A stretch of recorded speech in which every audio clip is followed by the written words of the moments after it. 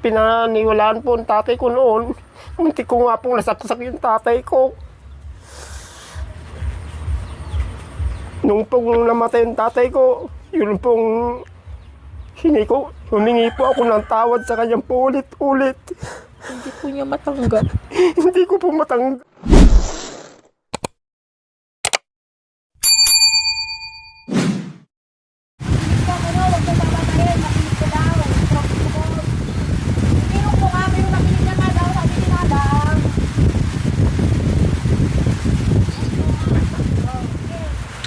So magandang hapon, isang malamig na hapon sa ating lahat mga kabayan. Yes, ito na yung pagkakataon na makausap natin yung pinakapanganay na naging tatay at naging nanay ng mga panahon na yon na talagang sinubukan ng tadhana po mga kabayan.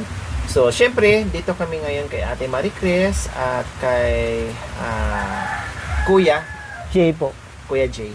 At dito kay Kuya Jay po mga kabayan, no? May kapatid.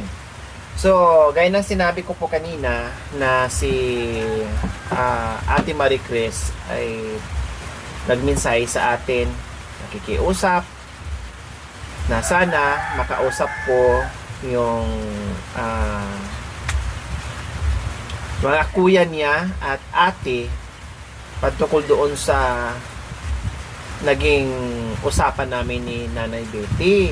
So sabi ko nga po, si Yel na anak ni Nanay sa pangalawang asawa, half sister nila, na nag-defense o nasaktan sa sinabi na baka si Marie Chris ay katulad o ugali ng tatay nila na si Tatay Pedro or si Ate Princess, kaya ganyan ang ugali kasi tawag nito,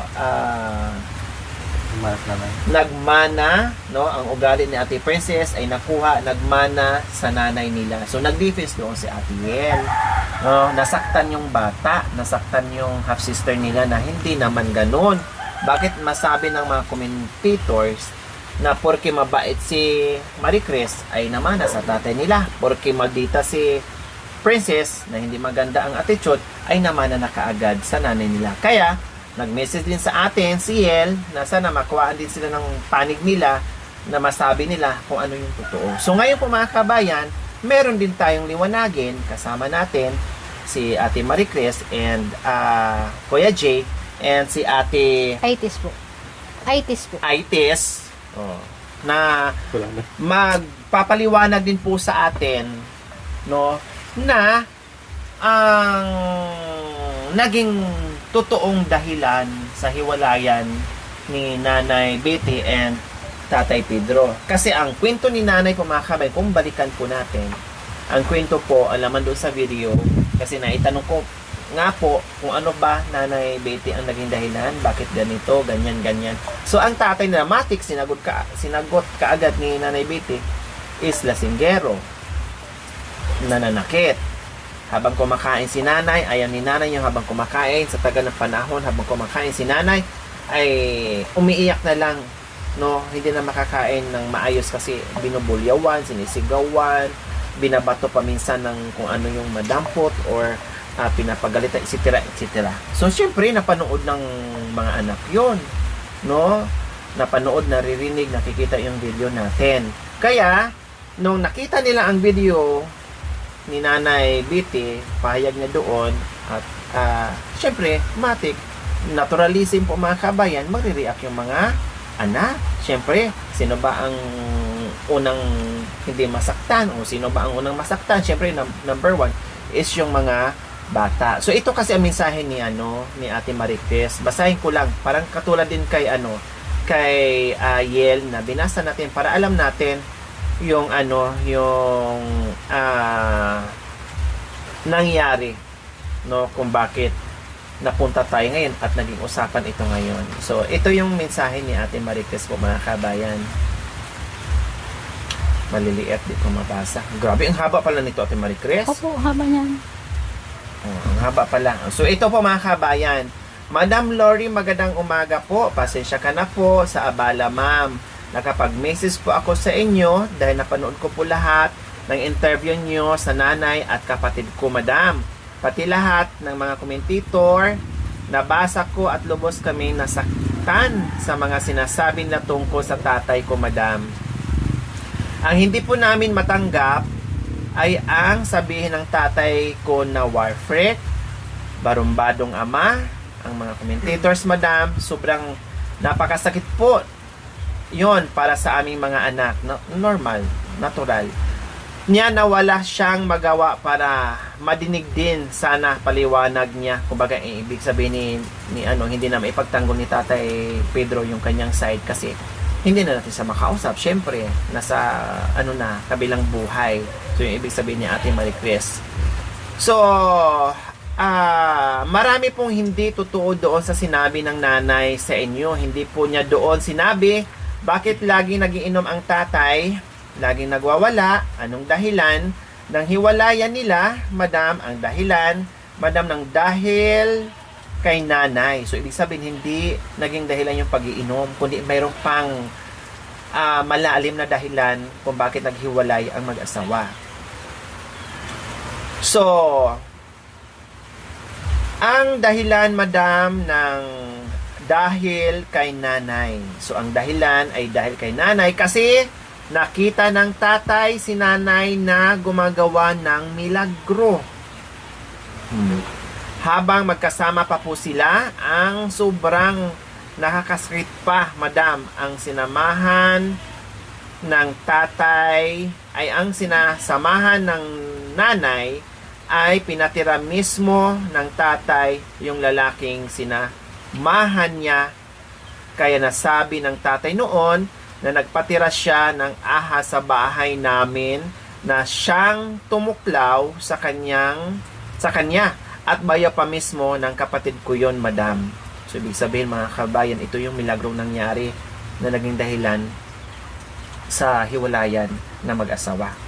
So, madam, di ba po ang sakit kaya lagi naglalasing noon ang tatay at nagwawala? Nga dahil yun ang problema niya. Kasi walang naniniwala sa mga sinasabi niya. Halos buong mundo po kalaban ng tatay noon.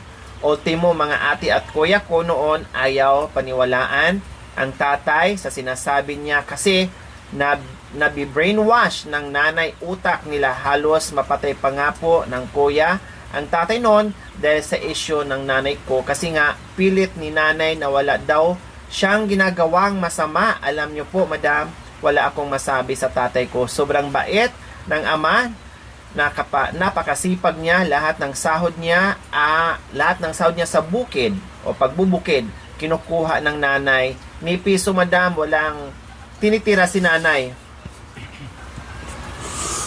sa bulstag niya. Hanggang sa dumating sa puno ng umalis ang nanay. Kasama ang lalaki, iniwan kami. Madam, sobrang hinagpis ang nararamdaman ng galit noon sa amin. Binunton. Madam, talagang sobra ang pagtitiis at sakripisyo ginawa namin para makasurvive araw-araw sa bagsik ng tatay ko. Dahil kami pinagbubuntunan ng galit na sana para sa nanay namin, pero bakit kami ang sumalo, madam?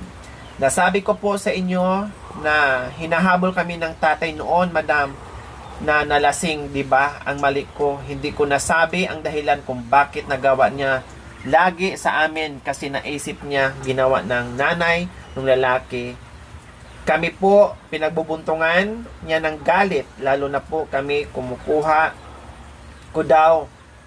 ko daw ang nanay, kaya dapat ako magbayad sa kasalanan ng nanay. Pero madam, ni minsan hindi ako nagtanim ng sama ng loob, kay nanay, inunawa ko siya. 13 years, madam, na iwan sa amin, wala siyang narinig, hinanakit sa akin. Bagkos, minahal ko siya ng sobra, kasi nga, nanay ko siya. Madam, at siya nagluwal sa akin at pasasalamat ako doon, madam, at sinabi niya na nagkasakit ako noon, sinumpong ako pumunta siya sa bahay. Opo, totoo po, pero hindi ko po siya tinawagan nag-message ako sa kapatid ko na kung pwede, makahiram ng kahit konti silang pera para pangdagdag sa gagamitin kong pang shockwave. Sana, pero wala po nakahiram kapatid ko. Kasi sabi ni nanay sa akin, walang pera ang kapatid mo. Pero pinambili nila ng hollow block, sabi po niya. Tapos ang nagsasabi, sana ako kay nanay na pwede makahiram ng kahit konti pangdagdag, sana gagamitin ko sa ospital. Sabi po sa akin na wala daw pera kasi pinambayad motor nila. Pero naintindihan ko po yon. Kaya ang kuya gumawa ng paraan, bininta baka niya para sa akin may pahiram. Pero madam, ang nanay nagsabi na walang pera. 4 to 5 days ata nakalipas, nasabi kapitbahay nila, nasabi mo sa'yo walang pera, pagawa naman ng bahay, trusses pa, baka lahat, at nakapost pa sa social media.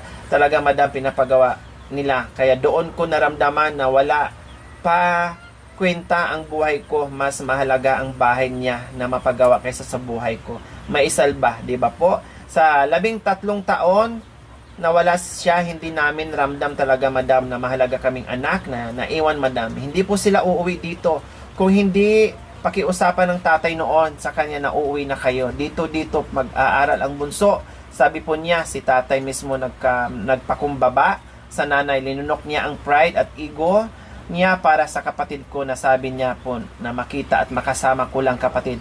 Yung bunso, pwede na akong mamatay. Sabi po ng amin noon, saka kahit andito po ang nanay sa amin, malapit lang bahay namin, pero bakit feeling namin napakalayo niya sa amin mga anak na iniwan. Saka lang kami magkikita at nagsasama pag nasa taniman, kung magbenta ako ng barbecue o mga gulay doon sa baryo nila. Pinakita namin, hindi po madalas ang pagkikita namin. Madam, pag wala na taniman o pagkakitaan dito, halos buwan lumipas bago kami magkita-kita ulit.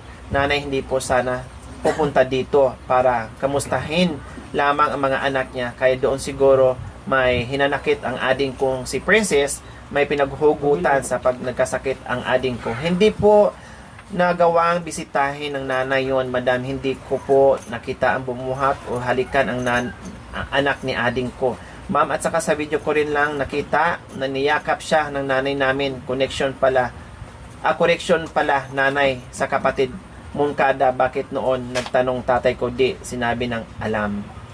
And then nag-message ulit sa akin si Ate Marquez para maliwanagan po mga kabayan, kasi ito yung pakikiusap nila. Siyempre gusto nila maging patas, hindi sila galit sa magulang nila, sa nanay nila. Gusto lang nila itama yung mali, no? Yung nasabi ni Nanay Betty, diba? So madam, sino po kaya ang konsentidor sa amin ng kapatid niya? Ang mali ko po, napatango ako nung nagtanong kayo sa akin, pero bibigyan linaw ko po yung madam. Ayaw ko na kasi maungkat pa na nakaraan ng buhay namin, madam. Kaya pinotiktahan ko yun. Baka kasi sabihin kung oo, close kami, at si ading hindi. Baka kasi tanungin nyo ako, kaya umayon ako kay Princess para hindi na po kayo magtanong sa akin, madam. Sorry kung nagsisinungaling ako sa inyo, madam. Marami kaming gustong bigyan linaw, madam, na sinabi ng nanay namin na walang katotohanan. Madam, kahit ito na lang po huling kahilingan ko sa inyo, ang mabigyan po namin ng hustisya ang tatay na hindi nakamit yung buhay pa na gusto namin mabigyan linaw ang lahat. Siguro magiging masaya ang tatay namin sa nagawa din kami na tama para sa kanya. Madam, kahit ang kapatid po nito ay pag-atras, ang kapalit po nito ay pag-atras ng mga sponsors na tutulong po at gamutan ko, madam. Kasi madam, alam ko magiging hati ang opinion ng mga tao sa akin kasi magulang dapat igalang po, diba? Pero ang purpose ko po nito ay itama ang mali, kulang at sobra na nasabi ng nanay po, madam. Baka sakali maintindihan nila kaming mga anak na naiwan po. Mas gugustuhin kong mamatay na nagsabi ng katotohanan kaysa sa taas noo kong magsasabi na ginawa ko lang po ang tama, na hindi rin po nananaig ang mabuhay, no? Ay naising mabuhay sa kasinungalingan na alam kong may tao akong inaapakan. Madam, kahit na ang punishment ko ay ang pag-atras ng mga sponsor sa akin, tatanggapin ko po yung ng maluwang sa dibdib ko, madam. Maintindihan ko po, mas gugustuhin kong mamatay ng magsasabi ng katotohanan kaysa gumaling po ako na puno naman ng kasinungalingan ang isip at puso ko, madam. Kaya sana mapagbigyan nyo kahilingan namin ng mga kapatid ko, mabigyan linaw ang lahat kasi po nasasaktan na kami sa mga pambabato sa amin, sa mga double-double o doble-dobling pong dagok ang naramdaman ko ngayon. Sobra, kaya sana po mapakinggan nyo din po, madam. Kaya nung sinabi ko po sa inyo na sana ikaw naging nanay ko, totoo po yun, madam. Galing sa puso ko yun kasi sa iyo ko naramdaman talaga ang tunay na pagmamahal ng isang ate, nanay at kaantabay sa anak, madam. Sana kahit ito na lang po ang huling kahilingan ko na, madam, na mabigyan linaw ang lahat at mapakinggan nila ang side naming mga anak na iniwan. Salamat po, madam, at ingat kayo palagi mismo sa mission nyo, lalo na sa lahat ng pag-iintindi nyo at tiyaga sa akin. Okay, sige. So yun po mga kabayan, nakikiusap sa atin. Hindi lang si Ate Marie Chris, si Kuya Jay, at mga kapatid. Kaya lang umuulan kasi mga kami buntis, may madulas, may masakit ang tiyan, baka mamaya ay magka-problema tayo. Kaya sabi ko, sige, okay lang. At yung isa na sa Batangas, naka-video call kanina, kaya lang, syempre, hindi maganda yung signal, wala, pero nakausap ko rin kanina kung ano ang napag-usapan namin, ayun din ang sinasabi ni Ate Itis po. Itis. Kaya ngayon, sige, unahan natin, tanungin si Kuya, pinakapanganay sa lahat, si Kuya Jay. So Kuya Jay, napanood nyo po yung usapan po namin ni Nanay Betty. Opo, madam. So, diretsahin ko na po kayo, Kuya Jay. Lahat ba ng sinabi ni Nanay Betty na nanay nyo po, totoo po o may pagsisinungaling o tinatakpan or ano po ang totoong nangyari, Kuya Jay? Noon pong nung naglinis po kami ng ukra po ng nanay, kasama po siya. Meron po siyang nabanggit sa akin na noon daw nung malit kami pa ng ate ko, ako ganyan, yung ate ko malaki na. Ang tatay po daw pag nalalasing, sinasaktan po noon, pero malilit kami pa. Pero doon po sa Laguna yon, doon po kami kasi nangyari po eh. Ang sinabi po ng nanay sa akin. Pero hindi ko po alam yon na ganun ang ginagawa ng tatay ko. Nung malit kami pa ng ate ko. Pero ako daw, hindi ko po daw alam yun kasi malit pa ako. So, ibig sabihin, Kuya Jay, mayroon ka pang mas panganay sa'yo? Yung ate ko po. Ay, ito siya, sa lahat ng magkakapatid, siya ang pinakapanganay. Bago po ako. Siya, ito nakausap ko kanina. Opo, ate. Okay. So, ikaw ang panganay na lalaki. Oh. Yun pang kwento sa akin ng nanay ko. Nung isang araw lang nung naglinis po kami ng okra, yun pong sinabi talaga sa akin ng nanay na pag nakakainom daw ang tatay noon. Nakwento niya sa'yo itong huli lang? Opo. Kung kailan lumabas itong kwentuhan namin ni nanay? Opo. Bakit nakwento niya sa'yo, Kuya Jay? Nitinong niyo ba? O hindi naman? Hindi ko po naman tinanong kung ang sabi niya sa akin. Hindi niyo kinumpronta, Nay. Ay, iba yung paliwanag mo doon. Hindi naman. Walang ganon. Hindi mo kinumpronta. Siya kusa nagkwento sa'yo. Pero dito po nangyari dito nung umuwi na po kami dito, siyempre malalaki na po kami. Pero doon po sa Laguna, dadalawa po lang po kami ng ate ko. Pero hindi mo naman, hindi ko po alam na ganun ang ginagawa ng tatay ko. Hindi mo nakikita sa dalawang mata mo na sinasaktan si nanay mo? Wala po, wala. Si ate mo, wala ning kwento? Wala po rin na sinasabi. Pero aywan ko lang po kung... Pero nagkwento si nanay mo na sinasaktan siya doon? Opo, doon po sa Laguna. So fast forward tayo. So okay na yung sa Laguna. Opo. Dito, nung lumipat na kayo dito sa Pangasinan? Nung po, siyempre binata na po ako noon May sinasabi po sa akin ng tatay na pag napupunta po kami naglilinis ng ng mga pananim, pag nakikiupa po kami, magkakasama po kami. Yung asawa niya po ngayon, sa kanang nanay, pati po yung tatay ko namin, kasama po Kasi nga doon namin. nakatira yung bayaw ng... Opo. Ngayon, meron pong nakita ang tatay na ayaw niyang mangyari. Ngayon, sinabi po sa akin ng tatay, hindi ko naman po papaniwala ng tatay ko kasi hindi ko po naman alam na magagawa ng nanay po namin yun eh. Munti ko So, nga... merong nangyari. May nakita, may Opo. ginagawa si Nanay Betty. Linawin natin, may ginagawa si Nanay Betty. Opo. At doon sa taong pinatira nyo, na Doon po. naging asawa niya Oo. ngayon, na nakita ni Tatay Pedro na hindi ka nais-nais. Opo, May yun nakita. po ang sinasabi sa At akin. sinabi sa inyo. Opo, pero hindi naman po ako maniwala kasi hindi ko po naman po alam na magagawa ang nanay po namin yon. Ngayon, nag-away po kami ng tatay ko. Muntik ko nga... Inaway mo siya. Opo. Dahil doon sa sinabi niya. Muntik ko Parang pinagtanggol mo pa si nanay. Opo. Totoo po yun. Muntik ko pong masaksak ng 29 yung tatay ko. Oh. Dahil sa galit mo, dahil alam mo ang nanay mo na hindi niya magagawa. Opo, yun. Kaya ginawa mo yun, nakamuntika mo na sasakit ang tatay mo. dahil sa Muntik na po. Ang ninong ko pa nga po ang umawat yung ninong ko po dito. Oh. Pumunta po sa bahay yung ninong ko. Inawat ako talaga. So, ilang beses yun, Kuya G, na paulit-ulit sinasabi ng tatay nyo sa inyo na ganito nga anak. Marami pong beses. Maraming beses. Marami So, pong tuwing beses. nagsasabi sa inyo, Hindi hindi ka po, naniniwala. hindi po. Nagagalit ka. Napag-awayan yung dalawa. Opo talaga. Anong sinasabi ngayon ni nanay?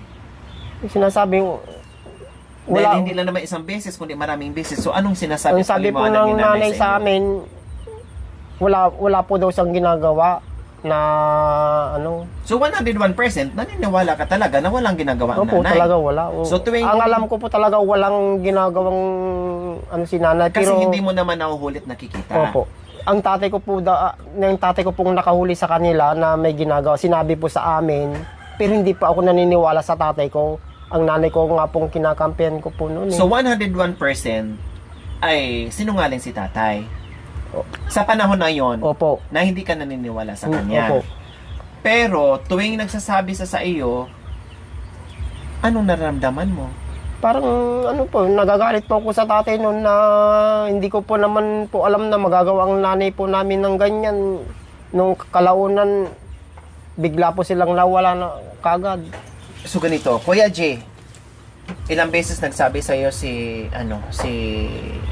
tatay nyo na ganun? Marami po. Mula umpisa hanggang ilang beses nagsabi sa iyo, ni minsan hindi mo na paniwalaan. Hindi po. Hindi. Nung umalis si lover ni nanay sa bahay niya, anong naisip mo? Yun po talaga, naniwala na po. Para ako. kang nagduda na. Opo. So nagkaroon ka na ng duda. Opo. Hanggat dumating ang panahon na umalis na naman si nanay mo. So anong nasa isip mo ngayon? Yun po. Nasa isip mo noon? Talagang totoo pala yung sinasabi ni tatay po sa So amin. nung nalaman mo na naging sila na umalis si lover, sumunod din si nanay mo, at nalaman mo na magkasama sila, so ano na naman ang iniisip mo noon?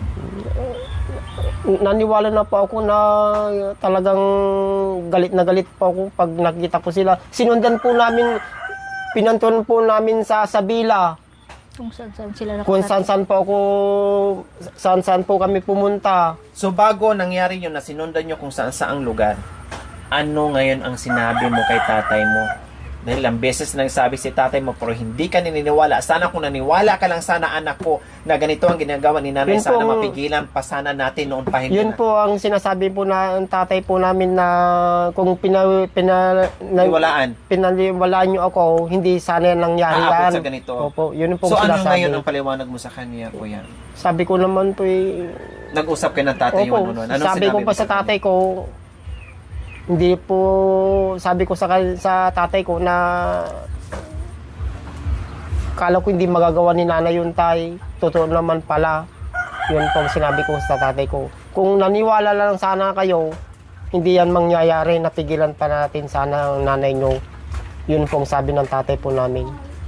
Sinisi mo ba ang sarili mo, Kuya Jay? Para Sa ilang beses nang paulit-ulit sinabi sa iyo ni tatay niyo pero hindi niyo napaniwalaan. Parang meron pong pagsisisi na hindi ko pinaniwalaan po ang tatay ko noon. Munti ko nga pong nasaksak yung tatay ko. Nung pong namatay yung tatay ko, yun pong humingi po ako ng tawad sa kanyang paulit-ulit. Hindi po niya matanggap. Hindi ko po matanggap. Halos saktan niya ang sarili niya, madam. Hindi naman, nahihirapan talaga kami makabubon nung pagkawala ng tatay. Kasi napakabait, super, wala kang masabi, madam. Kung nagawa niya man siguro kaming habol-habulin noon dahil lang po siguro sa nagawa ng nanay talaga. Kuya Tsak, Jay, amin binuntun. nung nag-usap ka ni tatay, humingi ka naman din sa kanya ng pasensya. Opo, humingi pa ako sa sinamahan ko pa po yung tatay ko na pumunta sa Sabila. Nag-arkila po kami po ng jeep, pero hindi po namin nakita doon. Nagpunta kami pas dyan sa Bayangbang, yung partis po ng lalaki, wala po, nandun po lang sa Laguna. Na pinuntahan din ninyo. Paano lang, Pinapunta Kuya ko Jay? na naman yung tatay ko doon, hindi po nakita doon. Pero nandun po sila daw sa Laguna. Nagtago. Paano na lang kaya, Kuya Jay, kung nasaksak at natuluyan mo yung tatay mo sa mga panahon na yun na hindi ka naniniwala sa kanya? Yun pong hindi ko mapapatawad ang sarili ko pag nasaksak ko yung tatay ko. Totoo pala yung sinasabi sa akin na may ginagawang mali ang nanay. Hindi ko po pinawalaan yung tatay ko. Yung nanay ko po kinampihan ko pa noon.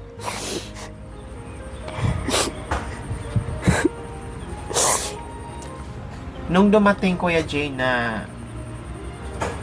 na-confirm yun na iniwan na talaga kayo ng nanay nyo sa ilang beses, sa ilang taon na kinampihan mo yung nanay mo, nag-usap ba kayo ng nanay mo? Nakita ba kayo, Nay? Wala po. Kinampihan kita ng ilang beses. Ang akala Hindi ko, po nagpakita ng 13 years. Kasama po yung kapatid ko na pangalan po yung Mian. Yun po, nung umalis po sila, ganyan lang kaliit. Hindi pa marunong maglakad. Nung umuwi po sila, dalaga na. Kaya nung nagkaanak po kami ng asawa ko, pinangalanan ko po ng Mian para lagi ko pong maalala yung kapatid namin na kinuha nila noon nung umalis sila. So, hindi totoo, Kuya Jay, mga sinasabi ni Nanay Betty dahil ang dahilan sa paghiwalayan nila ng father nyo ay dahil sa pagiging lasinggero at pinapagalitan siya at minsan nananakit sa kanya. So, kasinungalingan yun. Wala po, hindi ko po nakikita ang tatay ko na sinasaktan ng nanay namin. Talagang mabait po yung tatay namin kahit aminin ko po na magaling uminom ng alak pero hindi po siya naghahamon na Nagwawala. Hindi, wala po yun. At nanakit kay nanay. Wala po. Pero, Kuya Jay, nabanggit mo na nag-inom si tatay. Nabanggit mo na nag-inom si tatay. So, ang ibig nyo sabihin, lahat ng sinasabi nyo ngayon, ang naging dahilan talaga sa hiwalayan is yung naging lalaki ni Opo. tatay, Yun ni po. Nanay Betty. Opo. Yun pong dahilan. Kaya po naglalasing ang tatay namin. So, ano na ang naging ugali ni Tatay Pedro noong na-confirm o nalaman talaga na magkasama na sila doon sa naging lalaki niya? Noon pong medyo matagal-tagal na, parang natanggap na rin ng tatay na hindi na po na babalik ang nanay na ilang buwan, ilang taon na. Para natanggap na rin po ng tatay ko na parang wala na po. Nung bumalik po sila, wala po sabi-sabi ang nanay na hindi po pinagalitan. Hindi kayo nagtanim ng galit? Hindi po. Hindi nyo pinagalitan? Hindi po. O hindi nyo kinumpronta? Hindi nyo Hindi po. sinisi? Hindi nyo sinumbatan? So wala. Wala po, madam. Kahit man lang doon sa dating ginawa mo na kinampihan mo ang nanay, kamuntikan ko nang mapatay si tatay noon dahil sa pinagtatanggol kita dahil hindi ako naniniwala. Pero, totoo pala. So, wala nang ganun. Wala na po, madam. Basta nung umuwi po sila, nakita ko pong nanay, niyakap ko kagad kasi ano po yung sobrang pong Na-miss mo? na-miss ko po ang nanay. Kaya hanggang ngayon po, wala siyang narinig sa akin na nung ginawa niya yun, kahit isa pong wala po siyang narinig sa akin talaga. Minsan naisip mo ba, Kuya Jay, na paano kaya nung puro lang si nanay ang inisip ko noon, nakinig ko sa kanya. Paano kaya kung nasaksak ko ang tatay ko? Tapos ito pala, totoo pala ang nangyari. Yung kinampihan ko, totoo pala ang nangyari. Ano kaya, Kuya Gino, ano kaya ang mga iniisip mo kung halimbawa lang talagang natuluyan mong nagawa mo yung gusto mong gawin doon sa father mo? Yun po ang malaking pagkakamali ko pag nasaksak ko po yung tatay ko noon. Talagang baka hindi ko po mapatawad ang sarili ko. Baka pag nasaksak ko lang po bilang noon sana, magpapakamatay na rin po ako. Siyempre, Kung nalaman mo yung totoo. kung nalaman ko po yung totoo. Pero Kuya Jay, habang kayo ay nakarating sa ibang lugar, hanap ni nanay, kasama mo, kasi ikaw ang kasama ni tatay noon. Opo. So ano na pag-uusapan niyo?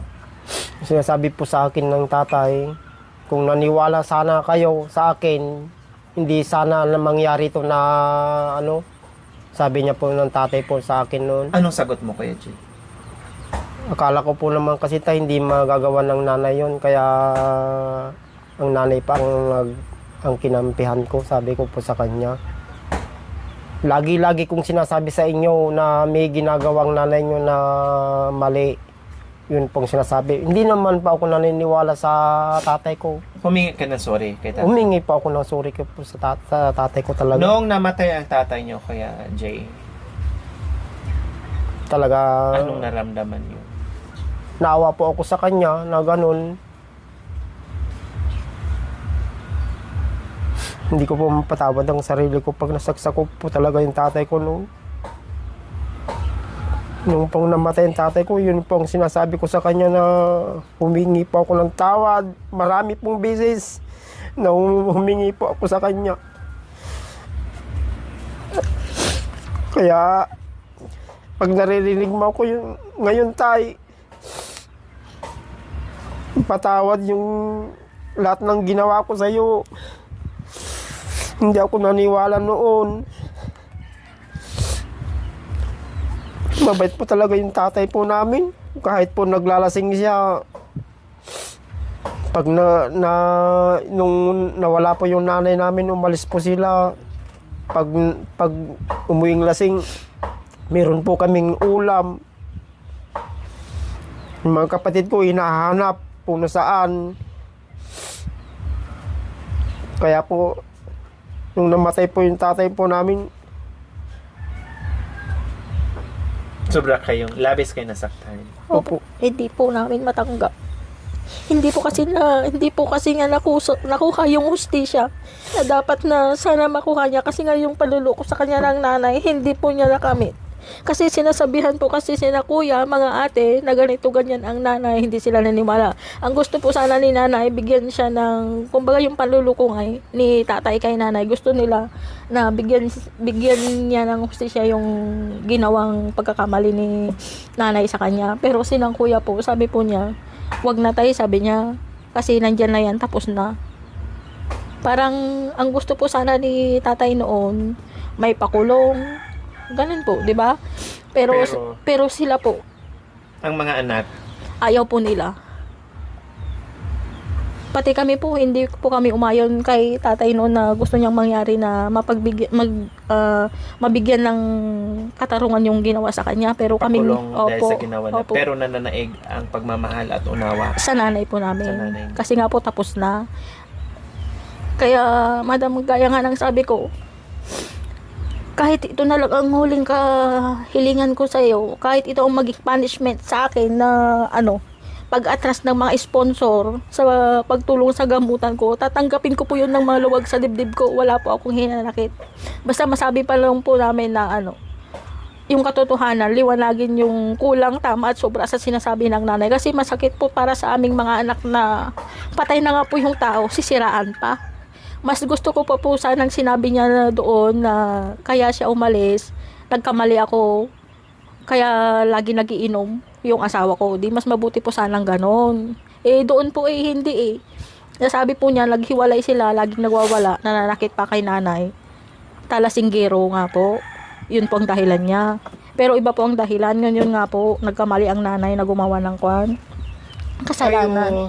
Kayo Kuya Jay, nung napanood nyo ang video, anong naramdaman nyo? Na mali ang sinabi at hindi tama yung sinabi ng nanay? Nung napanood ko po yung yung vlog niyo po nung kay nanay, sabi ko po sa nanay, nay, sabihin niyo sana ang totoo sana. Parang para kinakausap nyo yung cellphone video. po, yung video. Dapat nanay, sabihin mo yung totoo para Ang lumabas kasing masama si tatay. Opo. So, parang parehas ka ni Ate Marie Chris habang nanonood, kinakausap din niya ang cellphone, nanay, magsabi naman kinang totoo, yung ganito, ganyan. So, ganun din kayo kuya. Parang kinakausap niyo yung cellphone na sana magsabi ng totoo si Nanay Betty. Opo. Nagkita na po ba kayo ni Nanay Betty buhat nung napanood mo yung video? Opo, nakita na po kami, pero Hindi mo siya kinumpronta, hindi mo siya kinausap. Hindi po. Hinayaan mo na lang. Hinayaan ko na lang para wala pong yung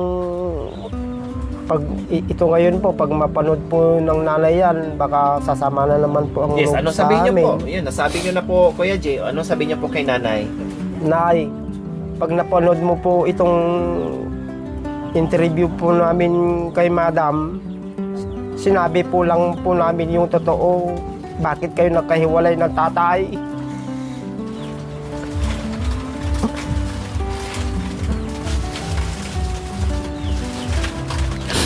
Yan pong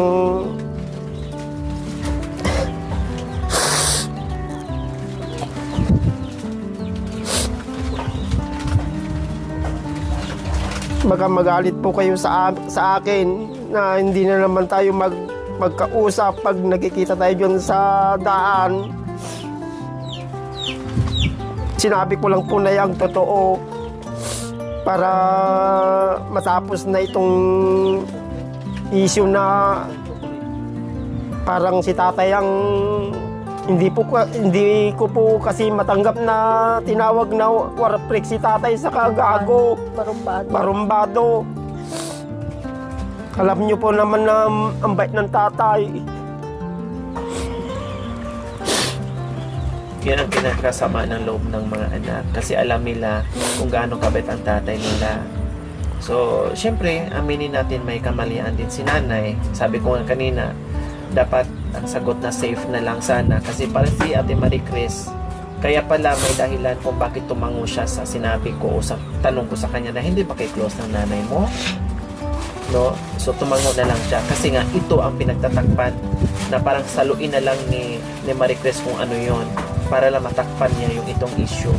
Kaya lang si nanay, ang nangyari is na mali lang ng sabi or totoo, sige ano natin, ipagpalagay natin na ginom si nanay at sinasabi ng mga anak, hindi naman dinideny, pero yung iba doon ay na dapat hindi na sana nasabi ni nanay na warfake or yung naging dahilan sa hiwalayan nila. So siyempre alam kasi ng mga anak masasaktan talaga mga kabeng. Kumbaga ang lumalabas kasi sa kwento ni nanay 101% na mali o may kasalanan si Tatay Pedro sa paghihiwalay nila. Ang inaabangan ng mga kapatid na sana sabihin din ni Nanay Betty na ito ang nangyari, ito ang dahilan, ito para maging patas. Or ang sabi na lang sana ni Nanay, meron kasing malaking problema na pinaghuhugutan or meron kasing malaking problema ang naging dahilan, malalim na dahilan kung bakit kami naghiwalay. Pero pwede ba sa amin na lang yon or pwede ba wag na lang natin pag-usapan. So maari pa sana, safe sana siya doon. Kaya lang syempre nakapagbitaw, no? At ang akala siguro ni nanay ay okay na dahil okay na mga anak, hindi pa rin matiis ng mga anak, 'di ba? Sabi nga ni Kuya Jay, hindi niya matiis na sabihin ni nanay na gano'n na alam naman ni nanay at alam naman ng mga anak na mabait ang tatay nila. Yun lang naman. Pero, wala naman silang masama ba ang loob mo, Kuya Jay? Kay nanay mo? Hindi po. Wala po akong samang loob po sa nanay namin. Noon pong dumating sila na wala pong narinig sa akin ng nanay ko. O, diba? Halos lahat sila mga kabayan. Pati si tatay, walang panunumbat. At mga anak, walang panunumbat. Walang pagsisising naganap. Tinanggap si tatay. Sabi nga ni Kuya G kanina, niyakapan niya si nanay kasi na-miss niya. So grabe, respeto at pagmamahal. Ito ang ginawa nila, hindi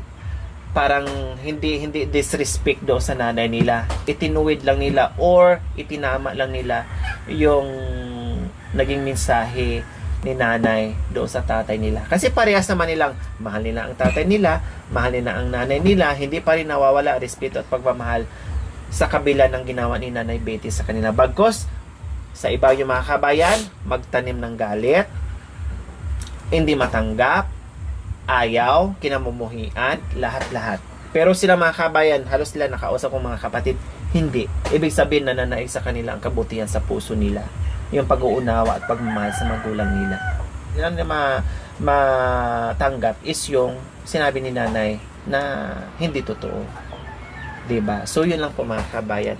Kaya itong pagkakataon na ito, ay ginawa nila ito para sa father nila at para sa mga kapatid na alam nila ang buong pangyayari.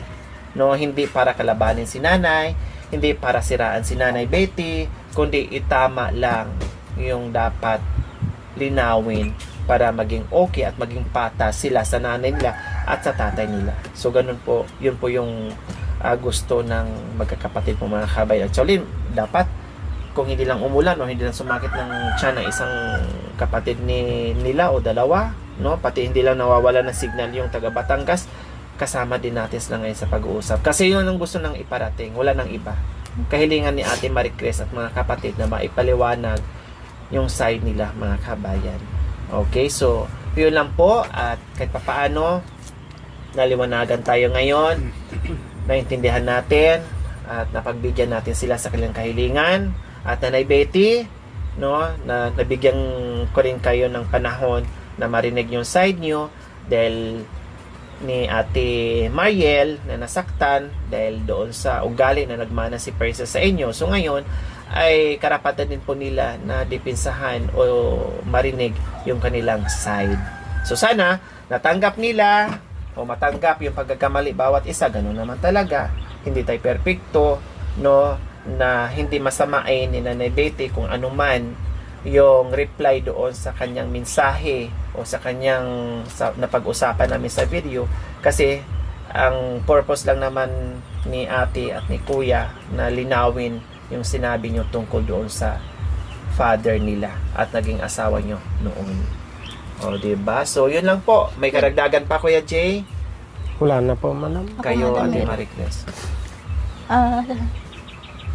Gaya nga po ng sabi ko, may purpose po itong paghingi ko ng permiso kay madam na kung pwede, madinig din sana ang side naming magkakapatid na iniwan ni nanay. Kasi po, para maging fair. Hindi naman po talaga totoo yung mga sinasabi ng nanay ko tungkol kay tatay. Saka, alam ko po na ang magulang dapat igalang at mahalin. Opo, tama po kayo doon. Pero ang purpose ko po talaga dito, hindi po ako naninira ng kapwa, hindi po ako naninira sa nanay ko, sa mga kapatid ko. Gusto ko lang po dito sabihin na itatama lang po namin ang mali, kulang at sobra na sinasabi nila. Kasi po nasasaktan rin kaming mga anak na naiwan na nanay. Kung ang pagharap po at pagsasabi po ng katotohanan ay ang kapalit naman ito ay punishment ko na siyempre po magiging hati ang opinion ng mga tao. May magsasabing pinahiya ang nanay, hindi igalang ang nanay. Opo, tatanggapin ko po yun. Pero sa akin po kasi gusto ko lang sabihin yung totoo na kung bakit sila naghiwalay, kung anong dahilan. Kung ang punishment po dito sa akin, yung pagharap ko ngayon sa inyo ay ang pag-atras ng mga sponsor na tutulong sa gamutan ko, tatanggapin ko po yun. Tatanggapin ko po yun ng maluwag sa akin, hindi po masakit. Basta sa akin po Mas gusto kong mamatay na nagsasabi ng katotohanan kaysa mabuhay ng kasinungalingan ang puso at isip, kaysa gumaling ako at mabuhay sa kasinungalingan sa puso at isip ko. Kaya sana po maintindihan nyo na kaya kami humaharap ng kuya ko ngayon sa inyo. Gusto lang po naming linawin lahat ng pambabatikos kay tatay at kay princess po. Nakikiusap po ako sa inyo. Sana po itigil nyo na ang pambaba sa kanya. Siyempre po, nakakasira na din ng mental health niya. Kaya po kasi nagkagano ng ading ko, talagang kulang po kami sa gabay ng nanay. Kung kami-kami lang po ang magdadamayan, kami-kami lang po ang magkasama. Iba po kasi ang gabay ng nanay talaga kaysa sa kapatid.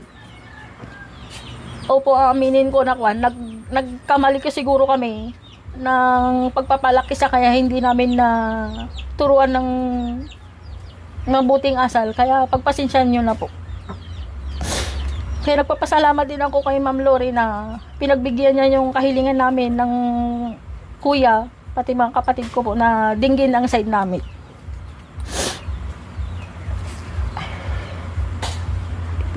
Okay na?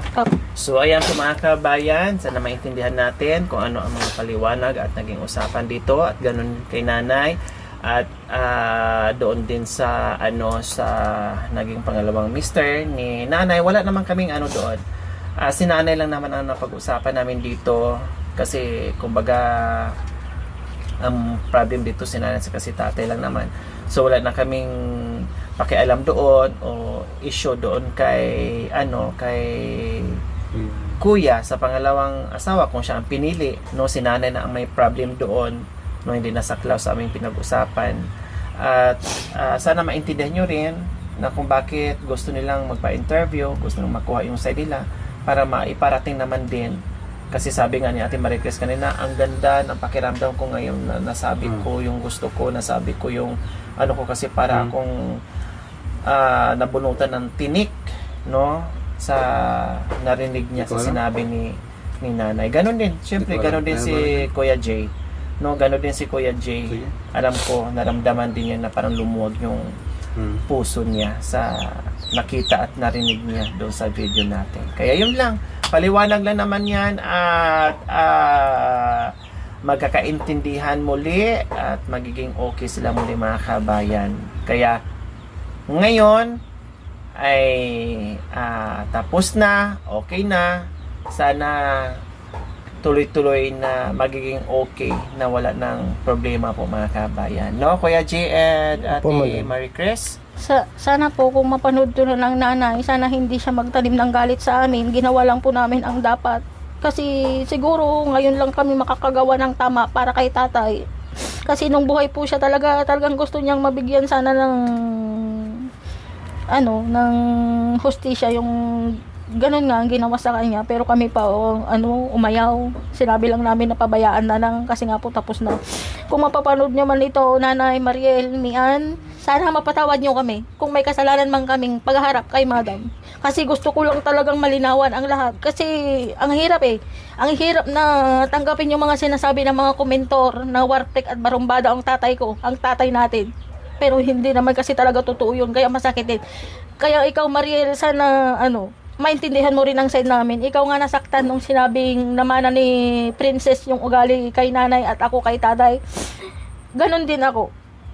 Nasaktan din ako sa mga sinasabi ng mga komentor. Sana maintindihan mo, sana hindi magbago ang pakikitungo nyo sa akin. Sana ganon pa rin. Kausapin nyo pa rin kami ni Kuya kung nagawa man naming magpa-interview ngayon. Kasi hindi tama kasi yung mga sinasabi na tungkol kay tatay. Hindi namin matanggap sa puso at isip namin na gano'n ang sinasabi sa kanya. Masakit para sa amin na alam naman namin talaga ang totoo. Kaya sana nanay maintindihan mo ako. Huwag ka sanang magalit sa amin. Huwag ka sanang tatanim ng sama ng loob. hindi na sana ako magpapa-interview kay Madam Ewik para malaman lang ng buong publiko. Pero paano malalaman ng buong publiko kung hindi ako magpapa-interview kay Madam? Kasi ang nasa isip ng mga viewers, masama ang tatay . Kaya naisip kong O sige, kahit na ayaw kong makasakit ng damdamin ng tao, ayaw ko nang maungkat pa sana ang nakaraan noon, wala akong magagawa. Kundi, itama ang mali, kulang at sobra na sinasabi nyo. Para maliwanagan ang lahat. Mahal kita, nanay. Sana yung hiling ko lang sa'yo, huwag kang magalit sa akin, sa amin ni kuya. Kasi talagang ginawa lang namin ang tama.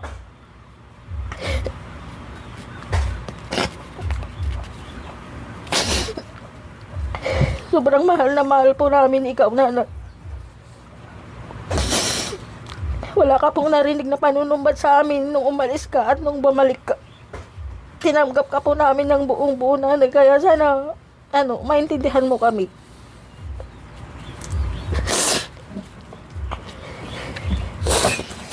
Okay. So, sana maintindihan. Siguro maintindihan ni nanay yan. Ngayon pa ba na hindi maintindihan ni nanay na siya nga tinanggap at inunawa at minahal nyo? So, syempre, tanggapin din ni nanay.